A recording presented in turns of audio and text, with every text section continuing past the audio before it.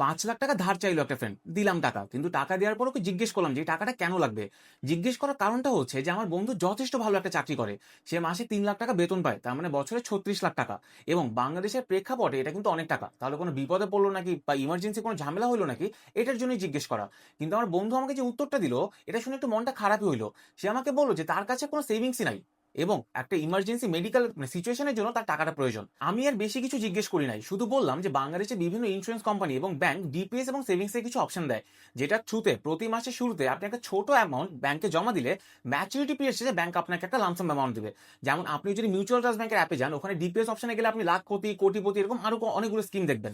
আপনি কত টাকা জমা দিচ্ছেন, কত পিরিয়ড বা কত সময় ধরে জমা দিচ্ছেন এবং পিরিয়ড শেষে ম্যাচুরিটি পিরিয়ড শেষে আপনি কত টাকা নিয়ে বের হচ্ছেন, পুরা ডিটেইলস কিন্তু আপনি পেয়ে যাবেন। এবং এই ইনফরমেশন গুলো আপনি কিন্তু নিজের মতো করে চাইলে কাস্টমাইজ করতে পারবেন। যে আপনি মাসে ৳৫,০০০ দিবেন না ১০,০০০ দিবেন, আপনি ৫ বছরের জন্য ডিপিএস খুলবেন না ১০ বছরের জন্য। এই সবকিছু আপনি অ্যাপের থ্রুতে দেখে ম্যানেজ করতে পারবেন। দেখেন একটা বিষয় বুঝা দরকার। আপনার অ্যাকাউন্টে সেলারির টাকা ঢোকার সাথে, সাথে আপনি যদি সেভিংস অথবা ডিপিএস এ টাকা দিয়ে দেন, আপনার সেভিংস হয়ে যাচ্ছে এবং বাকি পুরা মাস খরচ করার জন্য আপনার কাছে কত টাকা থাকতেছে আপনি কিন্তু প্ল্যানিংটাও করতে পারতেছেন। আমি জানি না আমার বন্ধু আমার কথা শুনবে নাকি, কিন্তু আপনিও যদি একই সিচুয়েশনে থাকেন তাহলে এই ভুলটা করেন না। আজকে থেকে সেভিংস শুরু করেন।